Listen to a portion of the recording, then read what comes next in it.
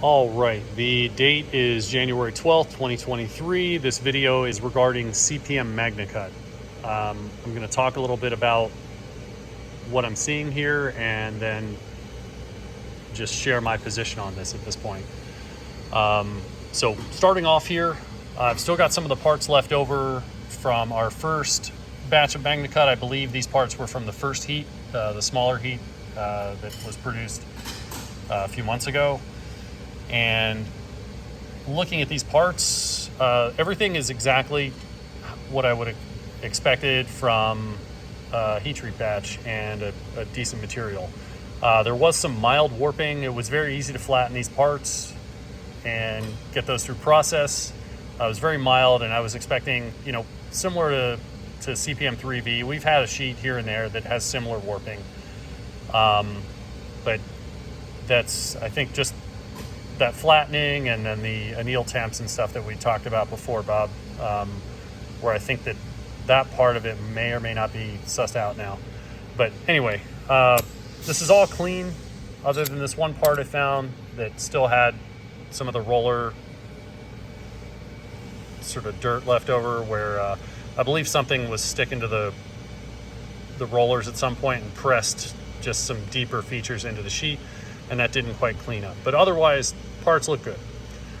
This gave me confidence in the material. It seemed really nice. It was easy to process. It was a pleasure to work with. Got good hardenability. And,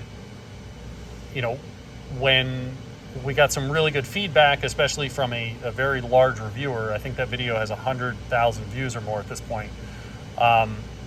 This made us feel really good and gave us the confidence to order a lot more of it. Now fast forward to that batch, this has been nothing but a nightmare. The warping aside, I'll talk about that in a minute when I go back to the grind shop. My entire last batch of blades has all of this, what I thought was just an oxide layer, but this is all pitting. And it, based on what information I can glean out of it, looks like decarburizing, but now Peter's Heat Treat also has some samples that are potentially indicating a larger issue with contamination with the steel. So me as a maker, small manufacturer here, I don't know. I'm trusting you guys on this, and I'm hoping somebody comes to a determination here. But this has affected my whole last batch.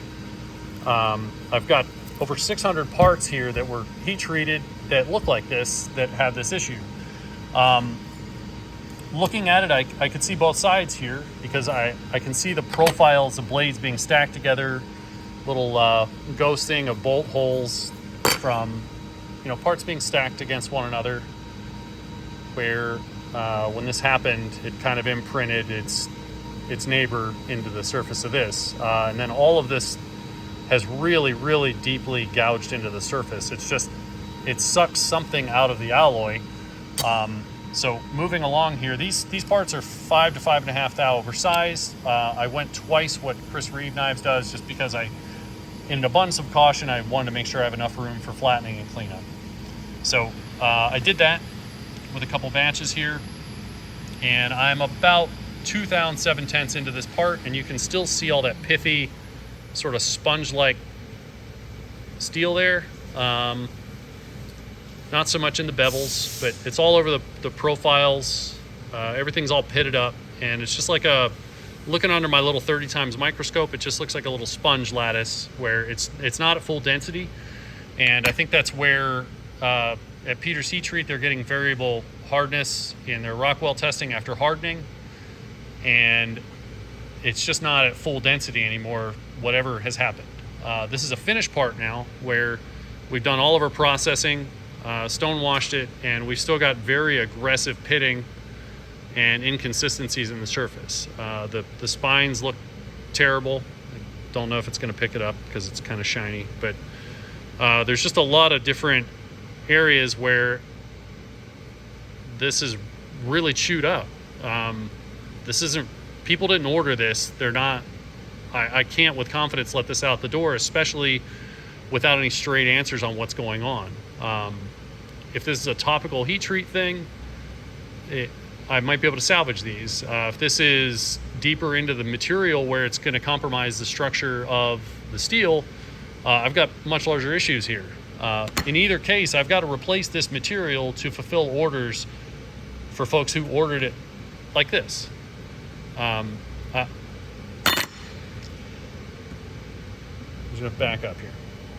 So whatever's going on here, this is where I'm at in the shop. I do not have sellable parts after doing all of our processing, and I don't see anything I could have done differently to anticipate something like this, or where I could have avoided this.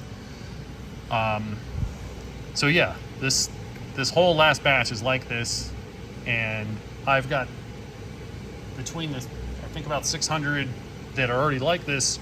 We've got a few hundred more in the queue back here that I'm afraid to move forward with. I've got a few sheets of steel up front here. All these parts, they're all burned up like that and have all that pitting on them, and it's terrible. So especially not knowing what the hell's going on here, I can't really in good conscience put these out the door, because they do rock well out at different hardnesses across the parts, and there's obviously some very, very deep pitting in these parts, and I'm just at a standstill here while you guys figure this out. I've got, I think, 1,000 or more parts in the queue here. I mean, this aside, this issue aside, these parts are warped egregiously.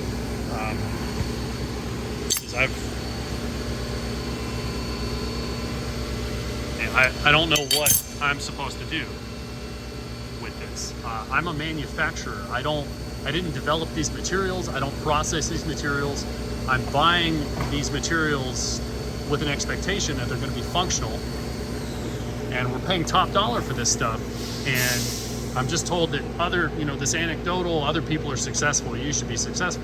Well, I'm not. I don't know what I could do differently to avoid this. I've got all these parts that are 40 to, I mean, with the weightiness in them, there's some bends in there. If I straighten things out the other way, there's 80 thou or more of bowing in some of these parts. It's set me back a lot just to get these flattened. These were the better parts, and it's really affected my schedule. And now to see this weird void issue in these parts, you guys are gonna fucking bankrupt me. So I'm just stating my position here. I have zero confidence in this material at this point. If nobody can give me any straight answers, I don't know what we're supposed to do here. My production is at a standstill. We're heavily invested in this, and if nobody's going to get behind this, I don't know how we're going to make it through this. So we've got so many Magnacut parts laying around here, and I don't have any straight answers on this other than some anecdotal, vague bullshit. And I didn't sign up for this. I'm a small manufacturer. I buy materials with an expectation they're going to be functional, and nobody's getting behind this. Well, I've already eaten, because we're weaseling our way out of this on the Crew Forge. Nobody else has seen bowing like this in a typical carbon steel. That's $200, a couple $1,000 in lost income, lost all the time, lost all the materials. But because the old Crucible went bankrupt, it's not technically the same company. It's nobody's fault. It's nobody's responsibility for how this material turned out. This shit warped all over the place. So there's that, and now this Magnacut thing going on. And I've been trying to be a team player to preserve relationships, and I'm trying to help the industry by not speaking up more. And I've been hoping this is going to come back around and that we're going to get this fixed, but I don't see where anybody's really getting behind this. We've just got this blame game, and in the meantime, people like me in this, as a small company, we're just getting fed into the maw and expected to deal with it. I mean, if nobody gets behind this is going to bankrupt me.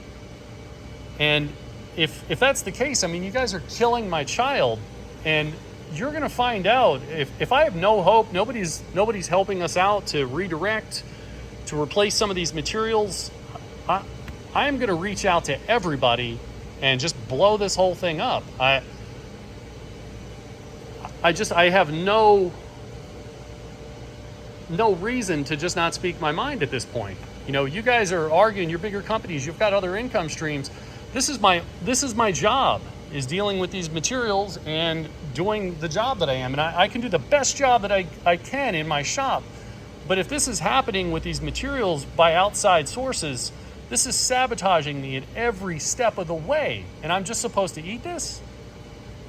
So, I don't know. I need to hear something productive on how to move forward with this. And I need to know who the hell's going to get behind this. Otherwise, you're going to find that I am going to lash out with an alarming lack of self-restraint. I'm going to reach out to every YouTube reviewer, troll, blogger, everybody I can fucking find and just air this out. I'm done. I'm fucking done. I've been a team player for a long time, and that's gotten me nowhere. And I'm just, if this is going to fucking ruin me anyway and just ruin my name in the industry, everybody's coming. I have no more fucking patience for this. I don't care what the reasons are. These are deficient materials. I paid for good material. I paid based on the data sheets and what has happened before. This is not the same result. I don't do any of this. This isn't my fucking responsibility. So I'm going to cut this off here. I'm sorry for lashing out, but I'm over it. I've got employees here.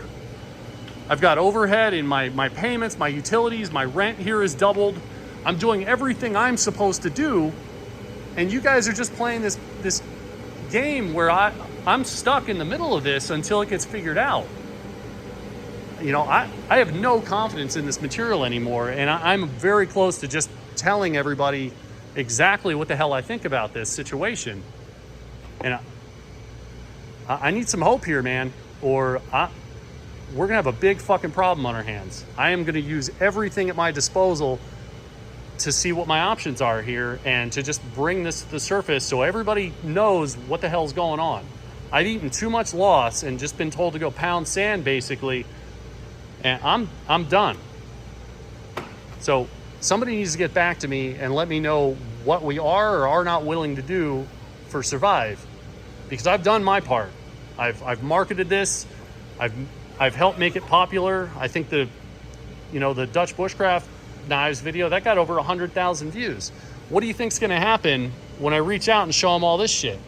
They've got to walk all that nice talk back. I've got to walk back all these orders I've taken. You guys are going to ruin me with this.